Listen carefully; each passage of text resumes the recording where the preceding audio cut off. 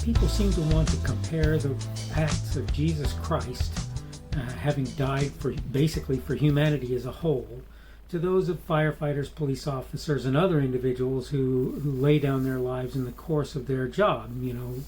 Law enforcement, troops, and so forth. I've heard that done a lot, and I wanted to talk about that today on a little piece I'm titling No Greater Love on the Daily Summation from Kurt's Religion and Politics. I'm your host. I'm Kurt. Today is Friday, the 7th of May of 2021. Thank you for coming along today, whether it is on Rumble, on YouTube, on the podcast, or wherever it happens to be. Hope you're doing well today. And again, the subject for today is no greater love. So here's the thing. You have to ask yourself, is it reasonable, is it valid for people to compare the idea of the sacrifice of Christ to the sacrifice of troops, or the sacrifice of policemen, or even the sacrifice of firefighters? And the answer in my mind to that question is not really. It really isn't. What Jesus did must have been, was, and must be, if you are a believer, unique in the history of humanity. He did things that no other human being can do, will ever do. Okay? It's that simple. And so when you compare the acts of, say, for example, firefighters to the act of this man who allowed himself to be hung on a cross and die for the sins of man as a sacrifice, right? The two are really not comparable. Now, I want to be clear on something when I say this, because I know that a lot of people don't understand this. Okay? Well, in a sense, the problem is they think it something. They would think that I'm saying something that I'm not saying.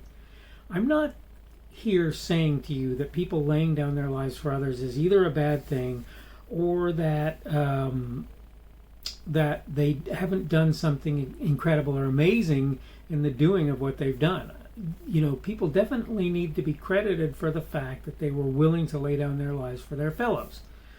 But I do want to say that in comparing that to what Jesus did, you are doing a disservice to Jesus.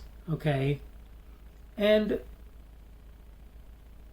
the problem is that there are a lot of people who are seeing what you're saying, and they're failing to recognize that ultimate sacrifice that was made by Jesus Christ. I think if you look at the idea that people out there are sacrificing their lives on a daily basis for others, I think that if you look at the idea that somebody, does something that might very well cost them their lives, and in fact often does cost them their lives in order to save other people, that's an important thing to consider and to think about. And I'm not trying to sit here and tell you otherwise. But I am saying to you that I do not believe you should be making the comparison of those people to Jesus Christ, or that it's a reasonable thing to do. Now, everybody has the right to think and say whatever they want. And I'm not going to sit here and tell you what a horrible, blasphemous heretic you are for doing this, for making that comparison. I'm not. People have to come to understand things in their own time and in their own way. I certainly would not, in fact, have understood just how significant the sacrifice of Jesus Christ was to humanity in my earlier life. And I don't expect others to do better than me in that regard. I don't. I'm not saying I don't expect anybody to do better. Some will do better and some won't, right? But my point is that I think it very probable that lots of people are not going to be able to recognize the orders of magnitude of difference in the acts of Jesus Christ that by comparison to the acts of others. Jesus didn't have to have a burning building to run into to save one individual. And I'm not saying that isn't a worthy endeavor. I'm just saying that's not something that I see as comparable to what Jesus did. Jesus literally allowed himself to be put in a horrible situation for the for the protection and betterment of mankind by allowing himself, when not accused of any wrong, and just, as a straight out act of love, to do what he did. Like I say, I'm not trying to say, by saying any of this, that the acts of selfless men are not something to be applauded. I'm not saying that.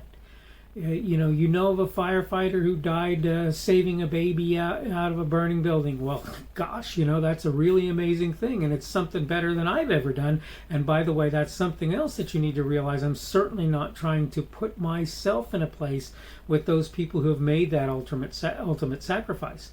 I've made some sacrifices in my life. None of them have been compared to what those people have done, and none of them could be anything like compared to what Jesus did when he allowed himself to be sacrificed for the well-being, for the betterment, for the perfection, if you will, in a sense, of mankind.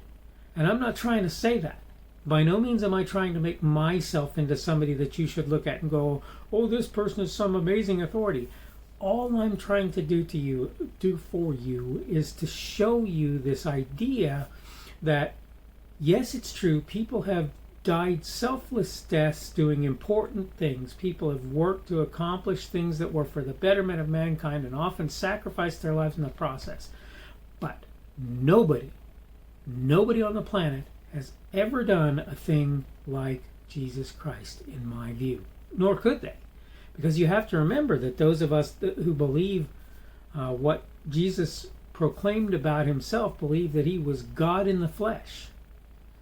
He was referred to as Emmanuel, right? Emmanuel, however you want to pronounce it, which is to say God with us. All right, God in the flesh. So there's no way that any human being on the planet, before or since, could have done anything as meaningful for mankind as he did. It's just not possible. Again, I want to make it just perfectly plain, and I'm trying to kind of intersperse these two so that you can see what I'm saying. I'm not saying that good men, good women have not died in the service, in the aid of, and protection of other human beings. I'm not saying that.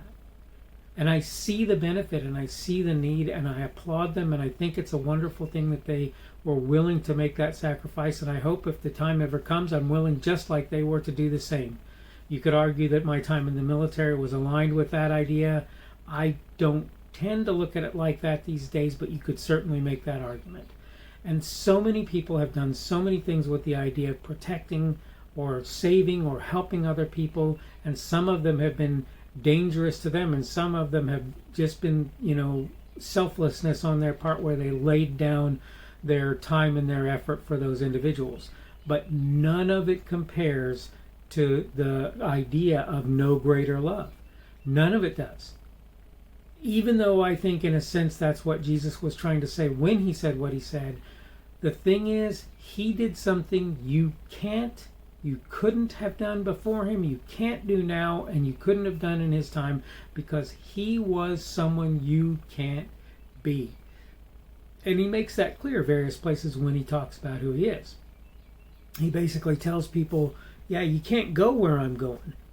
And he's right. He's right. You couldn't have gone where he went. You can't go where he is. Not in the way that he did so. It's just not possible.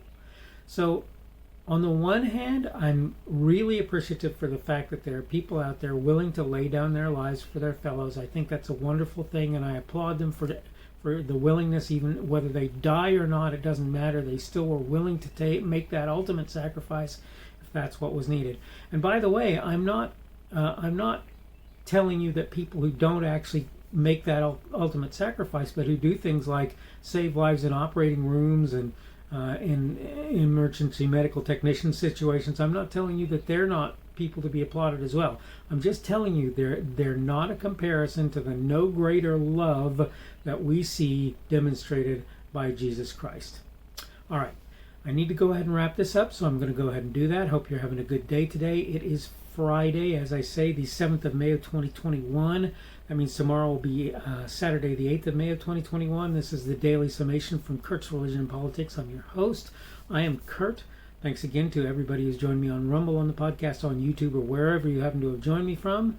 Again, the subject today has been no greater love. Tomorrow we're going to talk about an idea that may not seem to make much sense to a lot of people, but you'll see how it actually does, in fact, affect you on a daily and ongoing basis, and that subject is latency. That's what we're going to talk about tomorrow on the Daily Summation. Again, I hope you're having a good day today. I hope you're trundling toward the weekend on a meaningful kind of a way and that things are doing well for you. And I know a lot of people will start their Sabbath day today.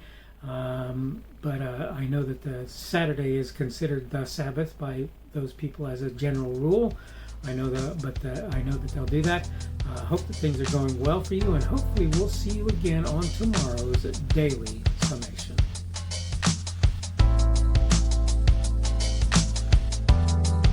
The speaker on this edition of the Daily Summation is Kurt Schubert.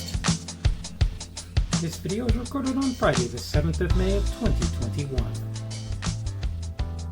The Daily Summation is created for Kurt's Religion and Politics.